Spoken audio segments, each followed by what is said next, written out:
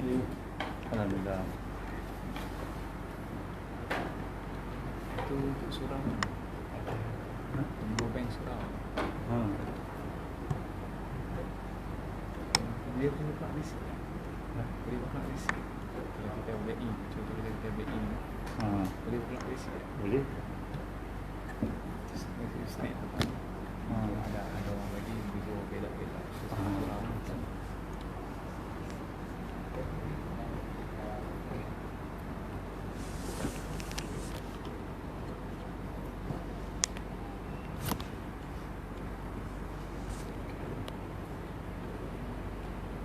أعوذ بالله من الشيطان الرجيم بسم الله الرحمن الرحيم السلام عليكم ورحمة الله وبركاته الحمد لله الذي أرسل رسوله بالهدى ودين الحق ليظهره على الدين كله وكفى بالله شهيدا أشهد أن لا إله إلا الله وحده لا شريك له وأشهد أن محمدا عبده ورسوله اللهم صل وسلم على سيدنا محمد الذي تنحل به العقد وتنفرج به الكرب وتقضى به الحوائج وتنال به غرائب وحسن الخواتم بوجه الكريم وعلى آله وصحبه في كل لمحة ونفس بعدد كل معلوم لك اللهم اجعل جمعنا هذا جمعا مرحوما وتفرقنا من بعده تفرقا معصوما ولا تجعل فينا ولا معنا شقيا ولا مترودا ولا مرحوما يا أرحم الراحمين يا أكرم الأكرمين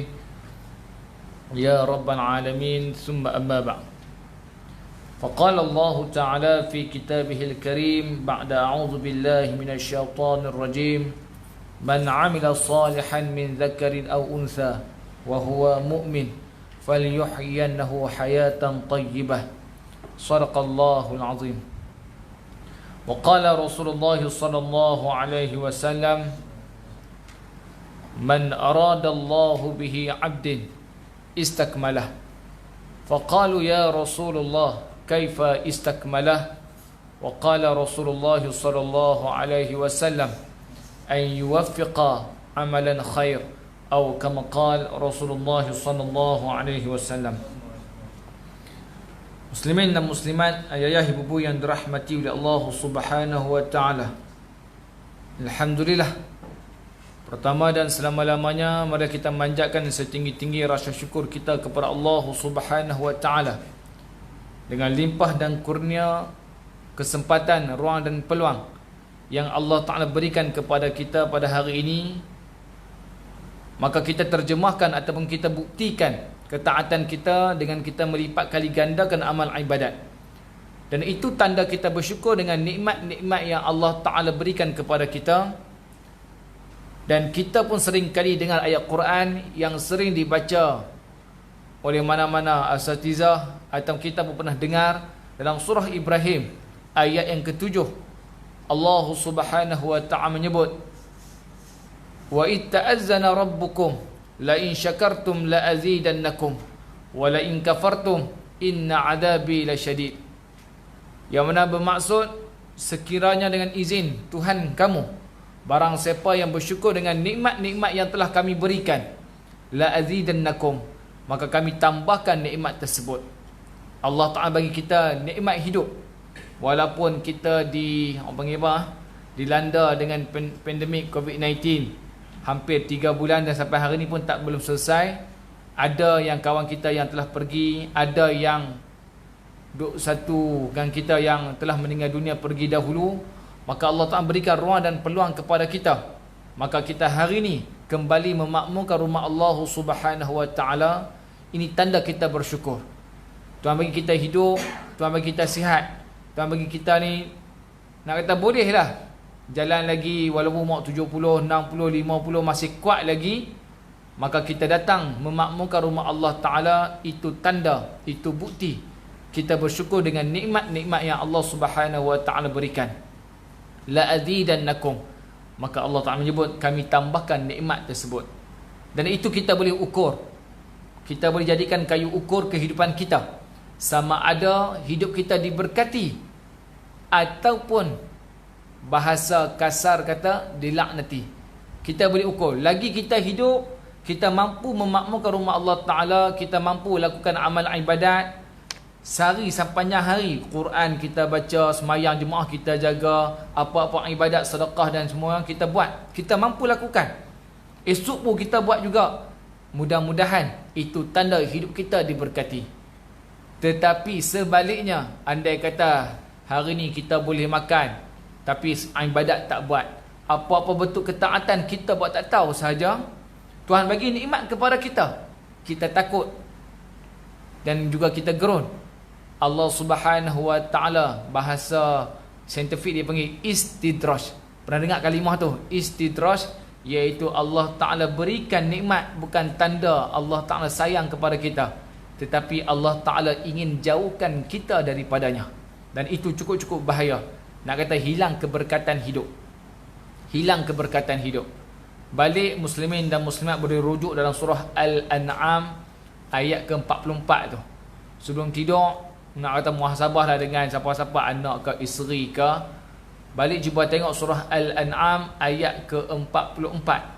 Allah Subhanahu Wa Ta'ala menyebut, falamma nasu ma dzukkiru bih, ketika mana manusia lupa ingatan kepada aku, bermaksud manusia tak beribadat, manusia tak lakukan apa yang disuruh oleh Allah Ta'ala dan meninggalkan apa yang ditegah.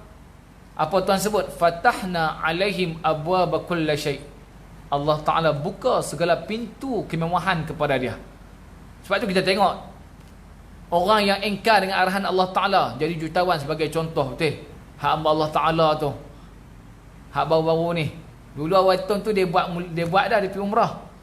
Selesai dah. Ni hak baru-baru ni, 2-3 dalam minggu ni lah. Dengan pakaian dia, dengan satu ungkapan dia yang mana kita kata biadab lah. Yang mana dia menyebut Islam tak terima ke orang macam dia ni. Kalau orang Islam tak boleh, orang agama Islam tak boleh terima golongan-golongan macam ni, baik dia keluar Islam. Itu statement yang dikeluarkan dalam 3-4 hari yang lepas.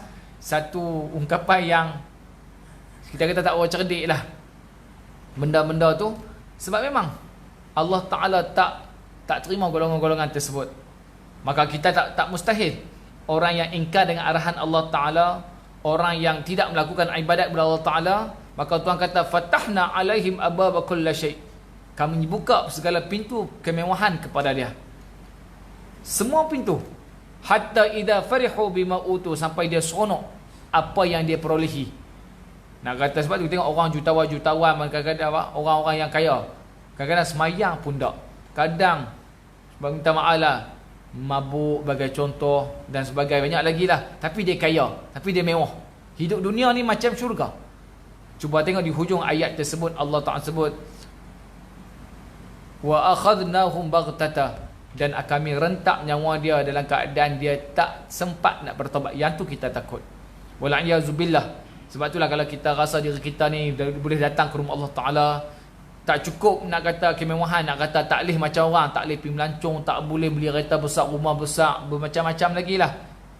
Tapi bila mana kita mampu hadirkan diri ke rumah Allah Ta'ala, jaga apa yang Islam ajar, mudah-mudahan ni hidup kita ni diberkati oleh Allah Subhanahu Wa Ta'ala. Jadi mudah-mudahan muslimin dan muslimat yang dirahmati Allah Subhanahu Wa Ta'ala, keberadaan kita pada malam ini tanda Allah Ta'ala sayang kepada kita. Seperti mana saya baca dalam hadis Nabi, man aradallahu bihi abdin, barang siapa Tuhan sayang kepada dia. Itu terjemahan kampung. Kalau terjemahan hadis tu, man arada, barang siapa Tuhan kehendaki akan diri hamba dia, Tuhan nak hamba dia, istakmalah, Tuhan gunakan hamba tersebut. Sahabat tanya, kaifa istakmalah, bagaimana yang dikatakan Allah Ta'ala sayang atau menggunakan hamba tersebut? Macam kita lah, kereta elok sikit, kira kita nak pakai, beli dulu Iswara sebagai contoh, elok dulu Iswara, tiba-tiba beli kereta baru, rasa-rasa Iswara tu nak pakai lagi ya? Nak pakai kerat kata pun kita jarang-jarang pakai. Nak kata kalau ayah, mungkin dia kata kat dah selesa. Tapi kalau anak muda bila nak ada kereta baru, dia akan gunakan hak baru. Sebab apa? Dia rasa selesa. Maka bila dia gunakan tanda dia sayang pada kereta tersebut. Sama juga Allah Ta'ala gunakan hamba tersebut. Sahabat tanya, kaifa istakmalah? Bagaimana dikatakan Allah Ta'ala gunakan hamba tersebut? Lalu baginda menjawab, ayyuwaffiqa, Allah Ta'ala berikan kesempatan. Nak kata Tuhan tak bagi pada semua. Semua ni ada kahwin. Satu taman ni semua banyak yang kahwin, betul. Ada anak, ada isteri, ada pekerjaan. Tapi yang boleh hadir banyak ni ya. Daripada sebelum Covid muka ni, lepas Covid pun muka ni. Tak ada nak kata kok muka-muka baru, tak ada. Nak kata sebelum tu bila masjid nak buka, nak kata apa tempat-tempat lain boleh buka, masjid tak kata boleh buka. Macam-macam lah. Jadi macam apa? Hak ada kampung saya tu. Mayang jemaah kan hanya diberikan kepada orang masjid saja. Biasalah umur 70 hati dah terpaut dengan masjid. Lepas tu dia marah. Pasal apa kerajaan tak bagi, nak kata nak main semayang, nak buat baik pun tak boleh. Bukan nak kita nak buat apa-apa, nak main semayang ya. Dah kerajaan tak bagi untuk semayang untuk ramai-ramai, hanya AJK saja. Dia duduk bangkang tu. Dia kata nak buat baik pun tak boleh, baik buat jahat dia kata. Dia mulalah, sedangkan itu dipanggil taat kepada Allah Ta'ala, taat kepada Rasul dan juga taat kepada pemimpin. Ada sebab dan musabab dia. Tapi tak apalah benda tu. Mungkin dia dah terbiasa dengan masjid. Ala kulli hal tak apalah. Hak cerita ni waktu sebelum Covid pun tak main masjid, lepas Covid pun tak datang ke rumah Allah Ta'ala. Jadi mudah-mudahan kita yang Allah Ta'ala jentik hati kita untuk memakmurkan rumah Allah Ta'ala, tanda Allah Ta'ala beri kesempatan untuk lakukan kebaikan. Tak semua dapat habuan ni. Segelintir saja. Saya pun mujur sempat sampai sini. Saya daripada Kuala Lumpur tadi. Daripada Kuala Lumpur, daripada Putrajaya dah syoratkan lah ni. Tak apa sebut sikit. Lah ni kan tak sebut dah. Minta maaf sebut. Dia tak panggil MPKK betul. Kan? Lepas mana tukar kerajaan, dia tak panggil MPKK dah. Yang tu dah dibubarkan. Dia panggil JPKK dengan JPKKP. Dia deleng dah. Nanti adalah pelantikan baru, jangan risaulah. Kalau Kedah pun sama, Kedah mungkin dah tukar menteri besar tu. Jadi tak ada masalah lah. Jadi saya kami pun mesyuarat tadi sebab nanti menteri-menteri dulu dipanggil MPKK, Majlis Pembangunan Komuniti Kampung. Lalu Jabatan Kuasa Pembangunan Komuniti Kampung. Kalau negeri yang diperintah oleh pembangkang, contoh Pulau Pinang, Selangor, Negeri Sembilan, Sabah, dia tambah P belakang. Tambah P, nak kata apa, persekutuan, nak kata dulu panggil kesenang kira dulu macam dulu zaman dulu lah, hak JKKK tu. Yang tu lah nak kata. Jadi banyak lah isu sebab banyak komponen parti ada dalam tu, PN ni. Jadi pakat perbuk lah. Siapa nak jadi pengurusi setiausaha. Jadi tadi mesyuarat tadi lah.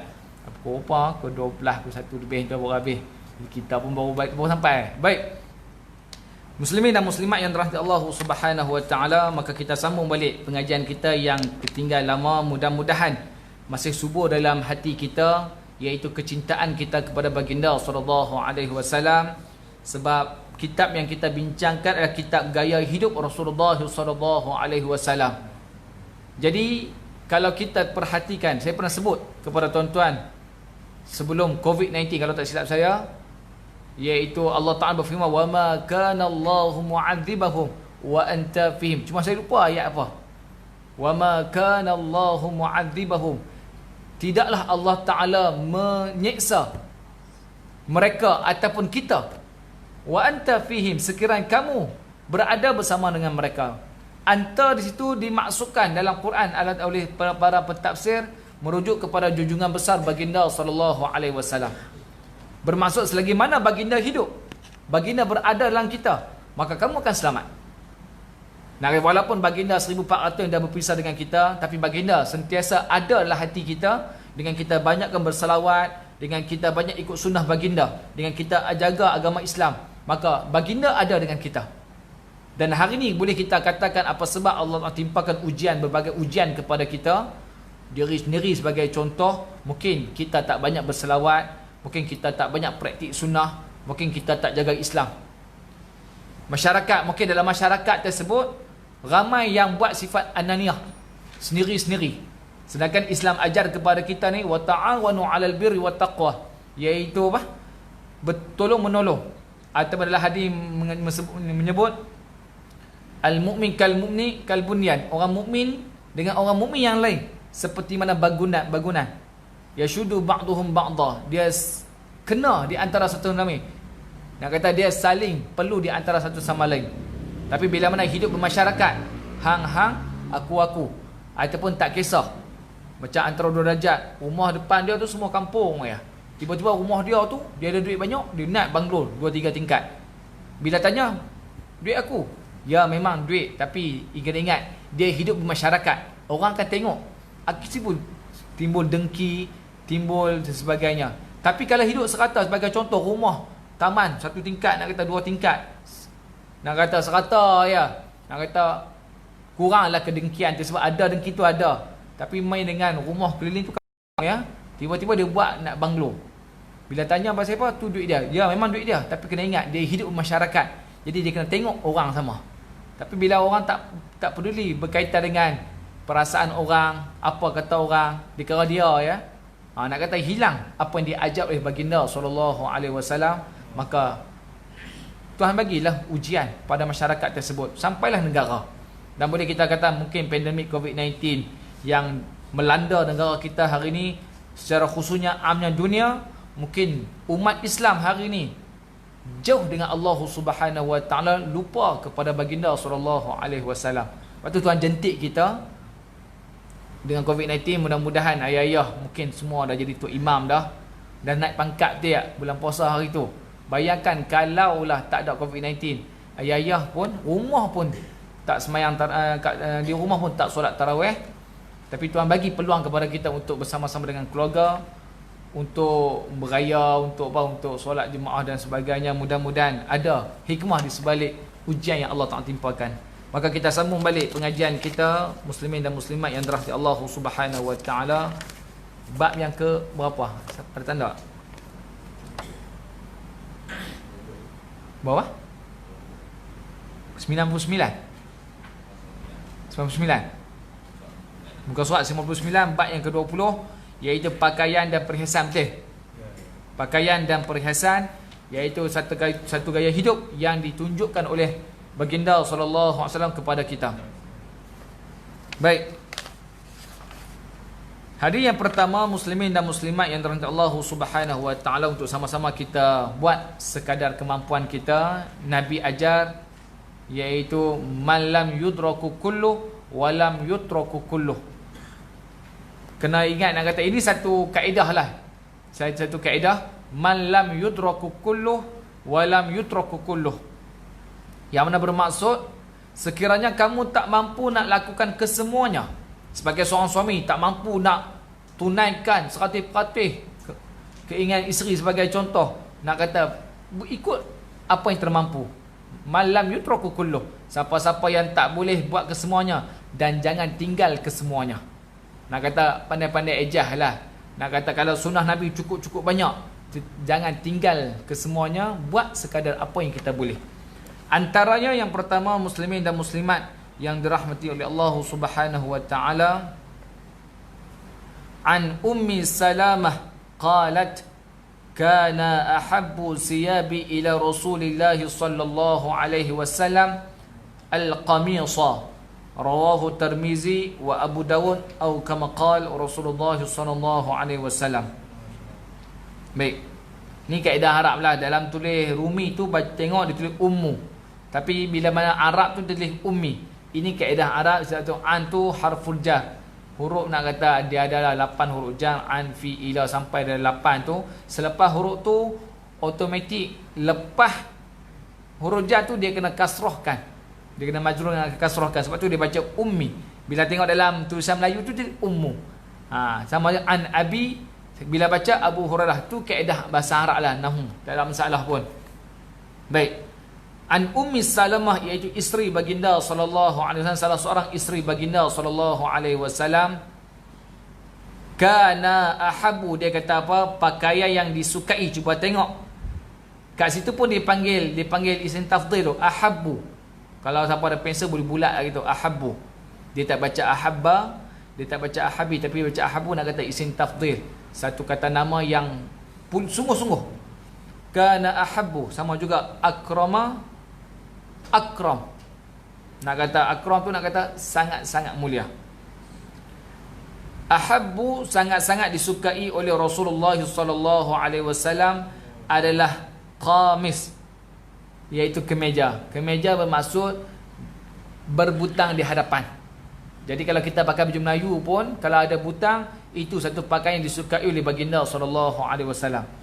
Jubah dia masuk lain pula. Nabi suka pakai jubah. Ni Nabi suka pakai baju yang qamis, ada butang di hadapan. Kalau baju Melayu kita ke, baju kemeja kita ke, itu Nabi suka. Lepas tu nak kata apa? Hari ni cuba tengok, kalau orang veteran-veteran, dia pencing ke, dia suka pakai baju yang berbutang di hadapan. Tapi anak muda dia jarang pakai macam tu. Hanya kerja saja. Yang lain dia suka pakai baju kemeja. Baju t-shirt dan sebagainya. Jadi nak kata apa? Pakaian disukai oleh baginda sallallahu alaihi wasallam ialah qamis, iaitu kemeja, butang di hadapan. Nak kata ada baju berbutang di depan.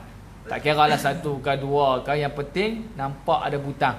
Nak kata tak sebenarnya baju kemeja hak pergi kerja tak. Kita pakai baju Melayu pun yang ada butang depan pun dia panggil qamis. Itu pakaian yang disukai oleh baginda sallallahu alaihi wasallam. Dan pakaian baginda ni bersih. Walaupun nampak compang-comping, itu zaman dia. Kita jangan duk pakai compang-comping apa sebab ikut sunnah baginda. Itu dah kita zaman lain. Kita dah zaman serba lengkap dia panggil. Jadi kalau kita duk pakai baju selekeh, duk pakai baju pun ikut dan saja, pahala tu dapat tutup aurat, tapi pahala kesempurnaan dalam pemakaian tu kita tak dapat. Lepas tu nak kata kalau pakai baju pun biar baju bagi kemas. Sebab apa? Dia melambangkan Islam. Islam bukan agama yang lekeh, Islam agama yang tinggi, Islam agama yang kemas. Sebab Allah, baginda sallallahu alaihi wasallam menyebut dalam satu hadis kursi, Allah Taala berfirman, Innallaha tayyibun, innallaha ta'ala tayyibun. Allah Taala ni baik. Nak kata baik, cantik, kemas. La yuqbalu illa tayyibah, dan Allah Taala tak terima melainkan benda-benda tu elok saja.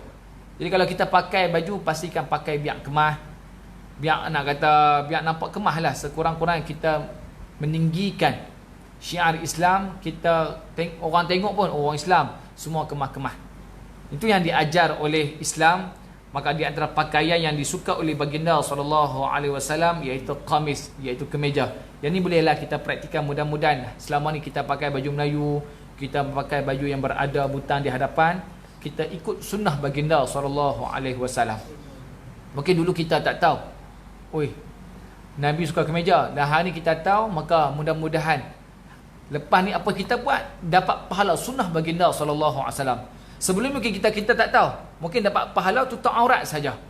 Kita pakai baju dapat pahala tutup aurat saja. Lepas kita tahu pahala tutup aurat kita dapat, pahala kita pakai apa yang disukai oleh baginda sallallahu alaihi wasallam pun dapat pahala.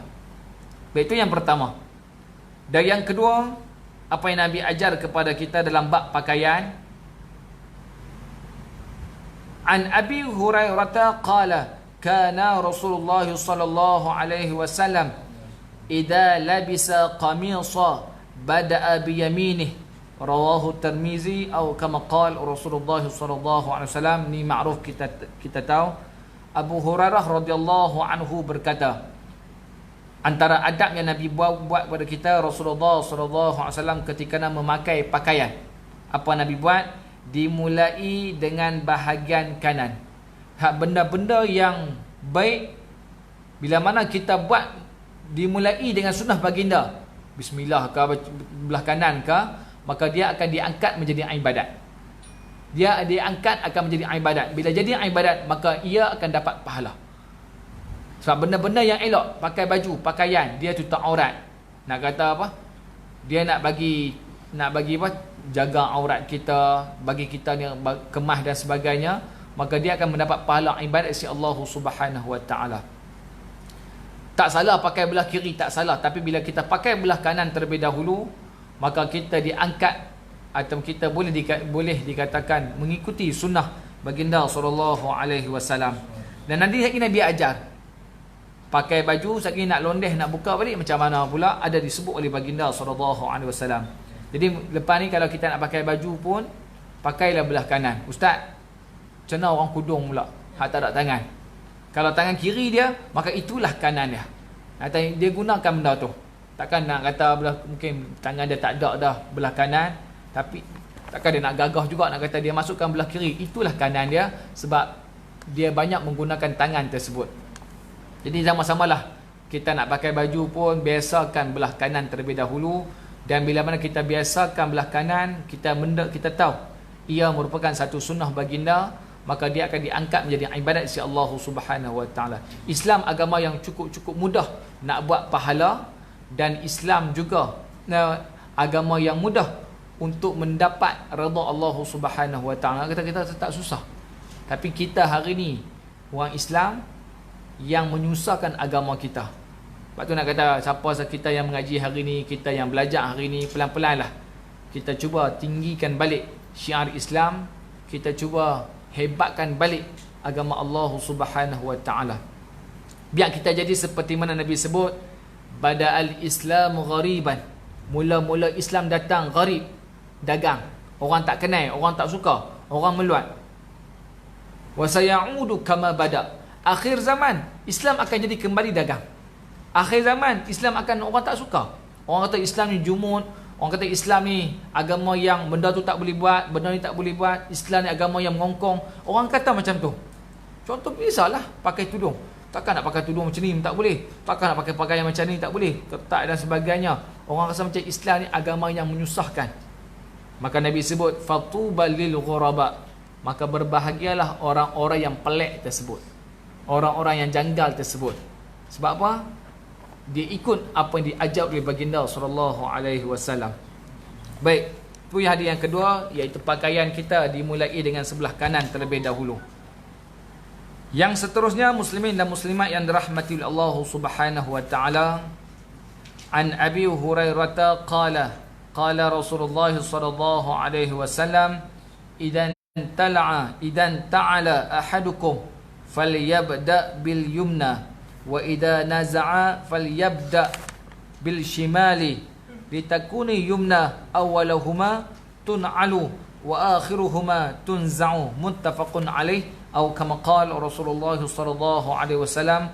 Hadis kedudukannya sahih. Ini cara Nabi ajar kepada kita atau kaedah. Daripada Abu Hurairah radhiyallahu anhu, Rasulullah sallallahu alaihi wasallam berkata, jika seseorang dari kamu memakai sepatu, nak kata apa-apa bentuk pakaian, tapi dikhususkan dalam hal ni kasut, slipper, mulai dengan bahagian kanan. Mula pakai kasut belah kanan, dan ketika melepaskan sepatu, lepas kasut tu, mulai dengan melepas bahagian kiri. Ini adab. Mula-mula pakai belah kanan, nak lepas nanti sampai satu tempat, mulakan kiri terlebih dahulu, lepas tu baru kanan. Nak kata ini adab. Kita tak kira apa dia. Kira kasut tu duduk belah kiri, kita sapu belah kiri dulu. Yang penting kan aku pakai kasut. Tak salah, cuma bila kita buat apa yang diajar oleh baginda, dia akan sempurna. Dan saya cukup tertarik kebanyakan masjid ataupun surau. Kadang-kadang kita tak perasan. Ayah semayang, mayang-mayang, kelak-kelak orang susun slipper dah. Nak kata siapa yang buat tu, kalau tak salah ada seorang sahabat baginda sallallahu alaihi wasallam yang buat benda tu. Yang buat benda tu, iaitu dia memudahkan orang. Bayangkan, dia memudahkan berapa ratus jemaah. Cuma dia apa? Pastikan orang tu semayang jugalah. Jangan dia ambil pahala susun slipper ya. Lepas tu semayang tak? Jangan buat macam tu pula. Tengah orang dia buat macam tu, dia ambil pahala macam tu ya. Semayang tak pun, dah main elok dah depan kaki masjid, surau, dia susun slipper, betul dia balik. Lainlah orang tu dia ada sindrom Down sebagai contoh, dia ada nak kata mungkin sakit dan sebagainya, tak apalah. Tapi takut-takut dia normal, dia main susun yang tu lah. Sebab ada, kalau tak silap saya ni, sahabat Nabi yang bernama apa? Khadam baginda, Anas bin Malik radhiyallahu anhu, dia buat macam tu.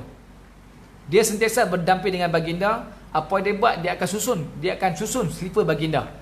Slipper orang ni dia tak buat lah, nak kata baginda masuk depan tu, bila mana baginda keluar, dia memudahkan. Nak kata dia kali siap-siap, barang baginda akan masuk belah kanan, betul masuk belah kiri.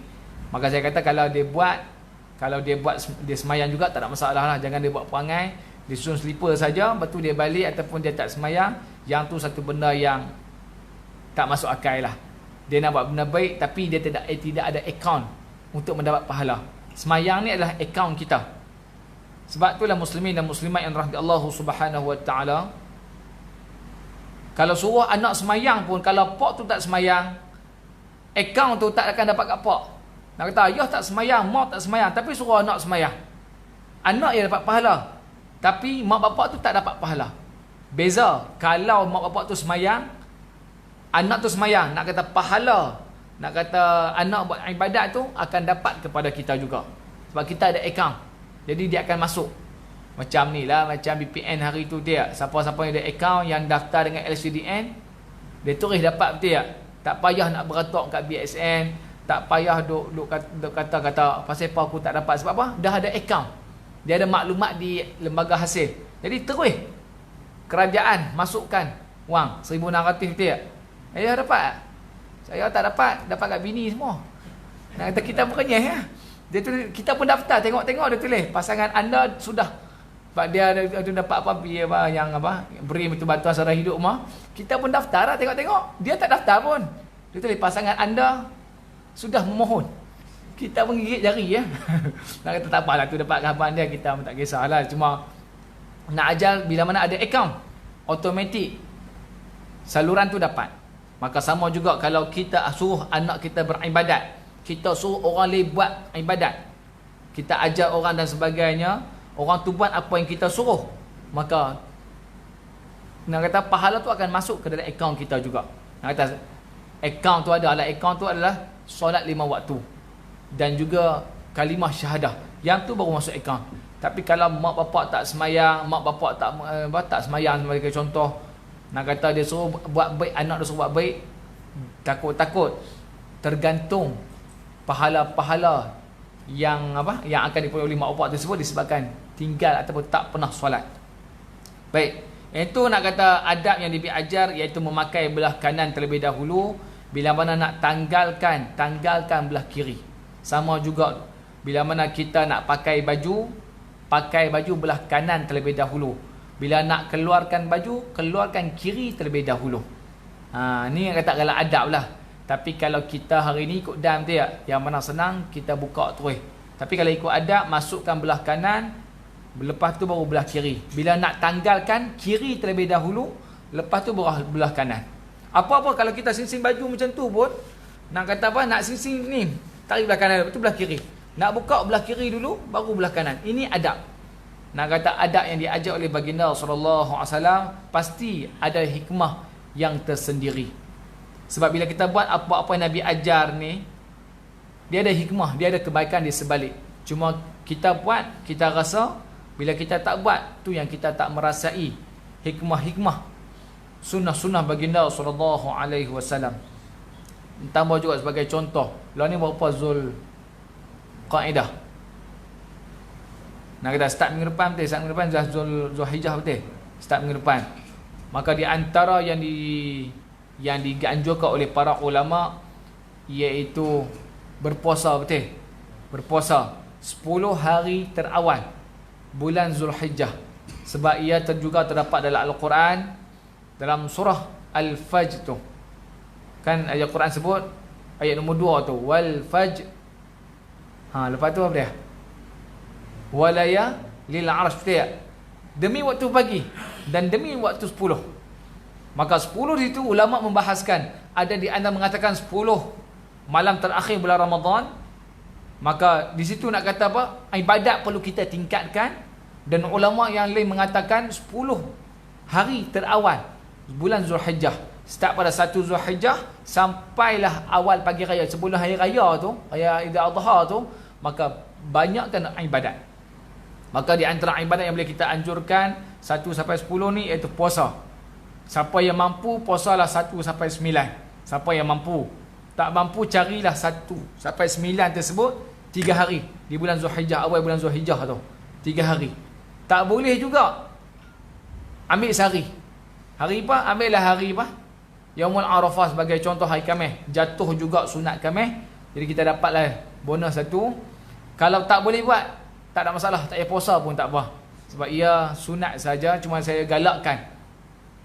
Sebab nak kata Nabi anjurkan dalam kitab Tibbun Nabawi, iaitu kitab perubatan baginda sallallahu alaihi wasallam, disuruh oleh para ulama, iaitu Nabi suruh sehari sebulan berpuasa paling minima, paling rendah 11 hari.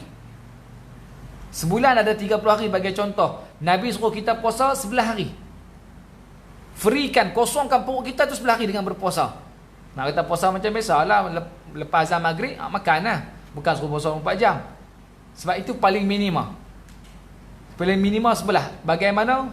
Nak kata Isnin Khamis, Nabi ajar Isnin Khamis betul. Isnin Khamis kali dengan sebulan ada 4 kali betul. 4 kali 2, 8. Maka ditambah dengan ayyamul abyad, hari-hari putih. Yang Nabi kata apa? Puasa sebulan 3 hari tu, nak kata kita boleh ambil hari ayyamul abyad 13, 14, 15. Jadi 8 tambah 3, 11. Itu paling minima. Lepas tu top up lah kalau kita ada puasa nazar ke, puasa qada ke. Nak kata apa sebab? Ia kebaikan untuk tubuh badan kita. Nak kata buah pinggang kita, jantung kita, saraf kita tu, kalau duduk makan tu duduk proses tiap hari. Tambah hari ni lepas Covid ni, orang macam orang gila. Nak kata keluar pergi makan kedai makan, tak salah, tapi dia jadi macam mana tak tahu. Dia rasa macam nak pergi jalan, nak cuba pergi tengok, semua penuh tempat. Nak kata orang duduk share, nak kata kalau pergi Sedim penuh orang. Kalau pergi belah R&R yang di Bagak Jam penuh orang. Pergi belah Pandang Kota, orang cukup-cukup ramai. Tak tahu. Dia rasa macam perut lama tak keluar 3 bulan kena apa? Kena kepung kat rumah. Sekali dia keluar tu macam-macam. Tak salah nak keluar tu. Nak makan pun tak salah. Tapi saya kata anjurkan diri kita ni untuk berpuasa sebab ada kelebihan-kelebihan. Kita rehatkan sistem tubuh badan kita. Buah pinggang kita, nak kata saraf kita supaya tak proses. Tak proses. Bila tak proses, tu yang badan kita cepat elok. Doktor pun kalau nak operate pun dia suruh puasa, betul? Kan? Yang itu kadang-kadang doktor pun salah juga statement tu. Kena puasa tu, dia kata jangan makan lah. Ayat tu salah. Nak kata puasa ni takrif dia macam mana? Terbit fajar sebelum terbit fajar matahari sampai terbenam, betul? Tiba-tiba 10 malam puasa sampai 10 pagi esok. Itu bukan nama puasa. Bagi tahu tu jangan makan ya. Nak kata ayat tu salah lah. Dia duk kata puasa ni aku kata puasa ni tahan diri dak. Ayat tu tak berkenal sikit lah. Bukan saya kata salah dosa dak, tak berkenal sikit lah. Sebab pentakrifan tu dah salah dah. Nak kata kalimah puasa tu adalah sebelum terbit fajar matahari sampai terbenam fajar itu puasa. Tapi kalau haknya malam tu tahan lapang saja supaya memudahkan nak buat operation dan sebagainya. Nak kata kadang-kadang kita hari ni pun macam-macam lah. Allah Ta'ala uji berbagai-bagai. Sebagai contoh, kawan saya di pejabat tu masa 9 Mei, nak kata masa kita perintah kawalan pergerakan tu, dia tahun lepas dia okey. Bila mai tahun lepas, akhir tahun awal tahun lepas pun dia teruk dah. Dia jaga mak dan bapak dia. Biasalah walaupun anak 4 orang ya. Walaupun nak kata keluar dari rahim yang sama, mak bapak yang sama, tapi faham-fahamlah. Mak boleh jaga 4 orang anak tu. Tapi 4 orang anak belum tentu boleh jaga mak bapak dia, mak bapak sendiri. Faham tak kata? Ramai anak mak bapak boleh jaga. Tapi ramai anak belum tentu boleh jaga mak bapak. Jadi nak kata tahun lepas start pada awal tahun ni, dia akhir tahun lepas pun dia dah kalut dah. Tapi tahun ni pun dia lagi kalut. Dia kalau nak kata kadang tak main office sebab apa, dia bawa mak bapak dia. Abang dia macam tu saja sebab apa, alasan dah berfamily, berkeluarga. Abang dia berkeluarga. Lepas tu abang nombor 2 pun jenis tak sosial dengan orang, jenis duduk dalam terperuk dalam rumah. Kira tak ambil tahu pasal mak bapak. Setakat dia boleh pergi kerja, balik kerja, lena, keluar dengan kawan yang ni, itu saja. Jadi dia ya, nak kata dia tertekan lah, duit dia kena buat keluar, tenaga dia kena buat keluar. Jadi tak apalah. Dia ulang-ulang sampailah 19 Mei tu macam regular nak kata cek mak dia ada apa, jantung mak dia macam biasalah, tiba-tiba kena tahan tu 2 hari pergi terus mak dia meninggal dunia. Mak dia meninggal, yang sakit tu pak dia teruk, pak dia yang sakit teruk, nak kata dengan najis berdarah macam-macam lagi lah. Nah ni dia doktor suspek pula nak kata ada kanser di lubang dubur dia tu yang menyusut dia macam-macam lah. Jadi dia pun duk pening sikit lah, duk kalut pergi sana pergi sini. Nak kata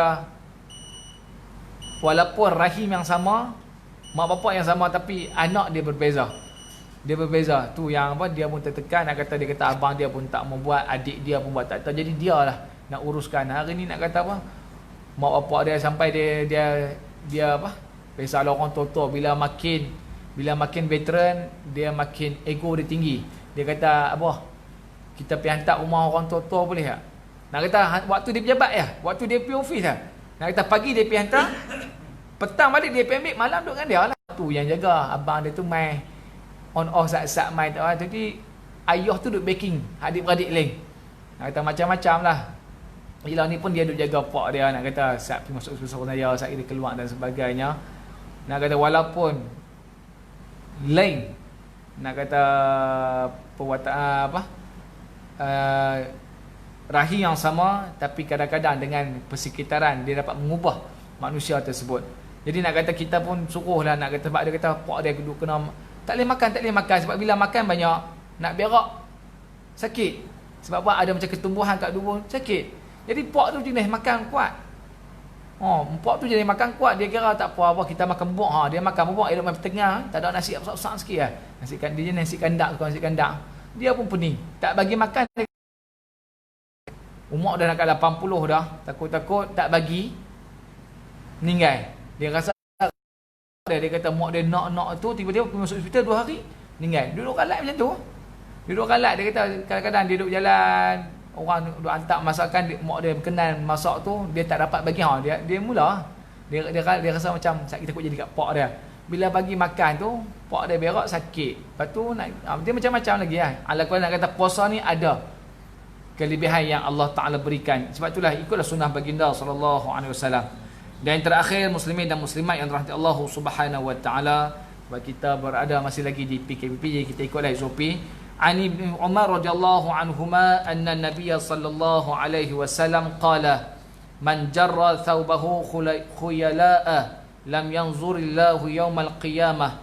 Faqala lahu Abu Bakr, ya Rasulullah, inna izari yastarkhi illa an ata'ahadah. Faqala lahu Rasulullah sallallahu alaihi wasallam, innaka lasta mimman yaf'aluhu khuyala'a. Rawahu Bukhari atau kama qala Rasulullah sallallahu alaihi wasallam. Baik, ni di antara pakaian perhiasan yang diajar oleh baginda sallallahu alaihi wasallam, yang diriwayatkan oleh Ibnu Umar, anak Sayyidina Umar. Nama penuh dia Abdullah bin Umar. Dia ranking yang kedua, sahabat yang paling banyak meriwayatkan hadis daripada baginda. Dia nombor 2. Daripada 7 orang, dia ranking nombor 2. Nombor 1 Abu Hurairah radhiyallahu anhu. Barang siapa pakaiannya menyapu tanah, nak kata melerek ke, ataupun nak kata apa, labuh ke, Allah Ta'ala tidak akan melihat dia di hari kiamat. Kemudian Abu Bakar berkata, ya Rasulullah, pakaian dalamku terlepas sampai aku mengikatkan kembali. Nak kata kena tarik balik, nak kata melerek jubah dalam. Orang Arab kan dia pakai jubah luar besar, satu lagi jubah, satu lagi, maka jubah dalam tu dia macam melerek. Maka Abu Bakar tanya, ya Rasulullah, jubahku macam ni.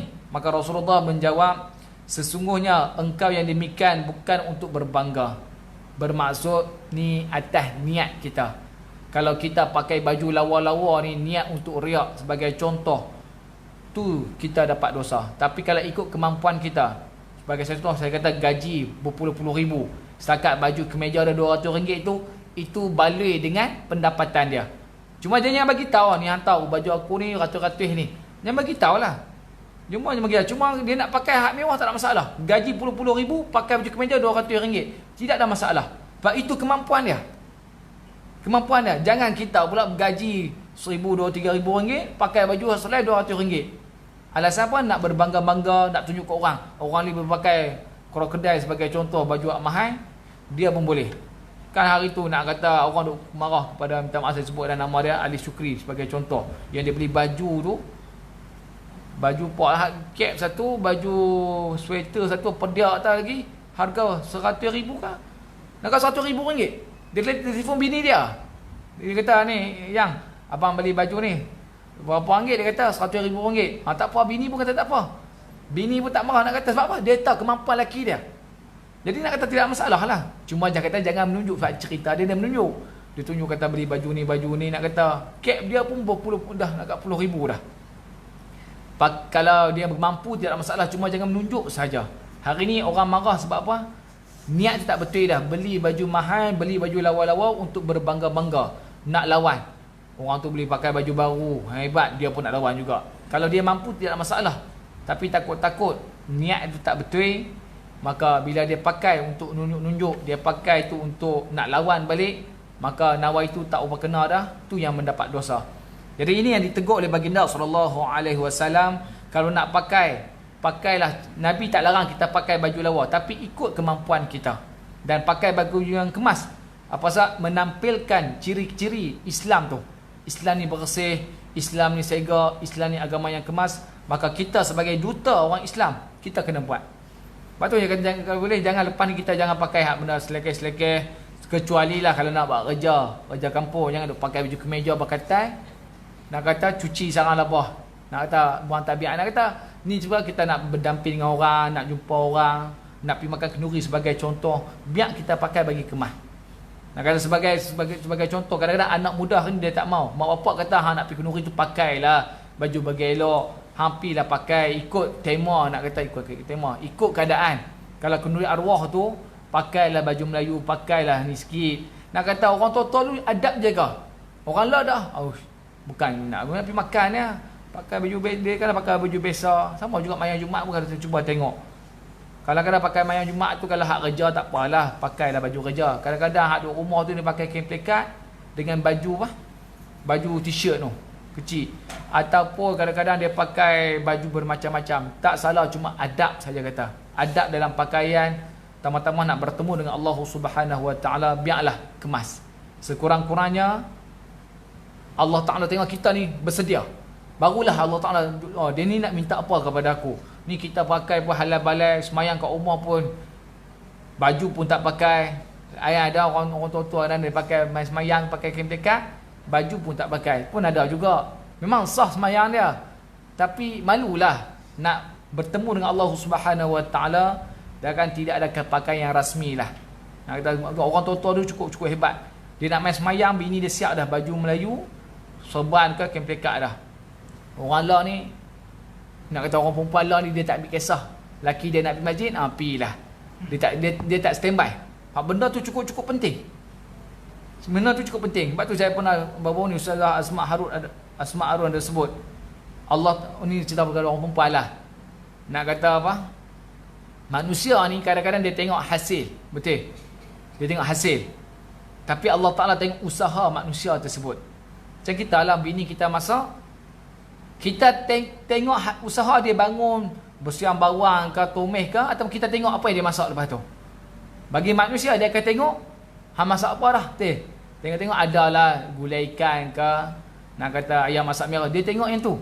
Sedangkan Tuhan kira bini dia masak tu nak kata apa? Bangun pukul berapa, potong bawang, basuh ayam dan sebagainya. Tuhan tengok usaha dia. Tapi manusia, dia tengok hasil dia. Jangan dia orang perempuan, laki siang malam pagi petang pergi kerja dan sebagainya, dia tengok abang ni kerja siang malam pagi petang, duit tetap tak ada. Sedangkan dia tak tahu, nak kata kawan tu kerja mungkin dia bayar sekian-sekian, mungkin dia ada nak kata nak kena bayar hutang piutang dan sebagainya. Tengok bini tengok hasil tak ada pun, tengok keluar siang malam pagi petang kerja, tapi cik minta tu tak ada, cik minta ni tak dapat. Dia tengok hasil saja. Itu beza Khaliq dengan makhluk. Pencipta Allah Ta'ala tengok usaha manusia, tapi manusia dia melihat hasil. Jadi kita nak suruh manusia hitung kita, nilai kita ke ataupun Allah Ta'ala. Maka sama-samalah kita renungkan hari ini. Mudah-mudahan bila mana nak kata ujian-ujian yang melanda kita, nak kata hari ini, mungkin ni tarbiyah daripada Allah Subhanahu Wa Ta'ala. Allah Ta'ala nak jentik hati kita supaya kita ingat bahawasanya ada satu kuasa yang memerintah dunia ni. Sebab kita lawan hari ni dengan orang yang tak nampak, musuh yang tak nampak. Kalau musuh nampak kita senang, ni musuh tak nampak, tapi semua kena berjaga-jaga. Begitu juga dengan pahala dan juga dosa.